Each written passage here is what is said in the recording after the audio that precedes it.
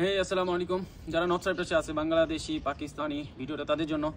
তো আমরা তো গরিব, বাংলাদেশি তো কোনো এম্বাসি নাই নর্থ সাইপ্রাসে।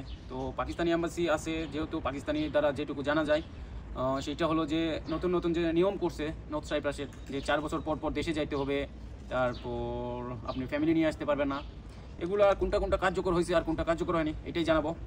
তো পাকিস্তানি এম্বাসির মিনিস্ট্রির সাথে যে কথা বলা, এই দেশে নর্থ সাইপ্রাসের মিনিস্ট্রির সাথে কথাবার্তা হওয়ার পর যেটা জানা গেছে সেটা হলো যে আপনি চাইলে ফ্যামিলি নিয়ে আসতে পারবেন, এটাতে কোনো সমস্যা নেই। আর 4 বছর পর পর যেটা দেশে যাওয়া, এটা 2023 সালের আগে যারা আসছে তাদের জন্য কার্যকর হবে না, আর 2023 সালের পর যারা আসছে তাদের জন্য এটা কার্যকর হবে। তারপরেও এইটা একটু খটকা আছে, যেটা পুরা ক্লিয়ার হয় নাই এখনও। পুরা ক্লিয়ার হওয়ার পর আপনারা অবশ্যই সবাই জানতে পারবেন।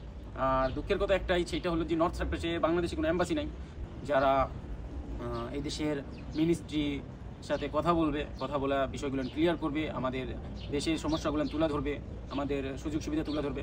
এগুলো বলার মতন কেউ নেই। সুতরাং আমরা বাংলাদেশের দ্বারা এই উপকৃত হতে পারি না, কিন্তু পাকিস্তানি এম্বাসি থাকার কারণে তাদের মাধ্যমে কিছু হলেও আমরা জানতে পারি।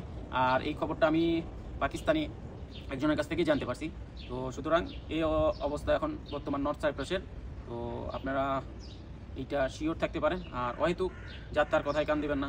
অনেকজন অনেক কথা বলে, যারা মানে না শুনে, অর্ধেক কথা শুনেই দেখা যাচ্ছে অনেক বড় করে জোড়া দিয়া বইলা ফেলায়। তো এখনকার জন্য নর্থ সাইপ্রাসের আপডেট এইটুকুই।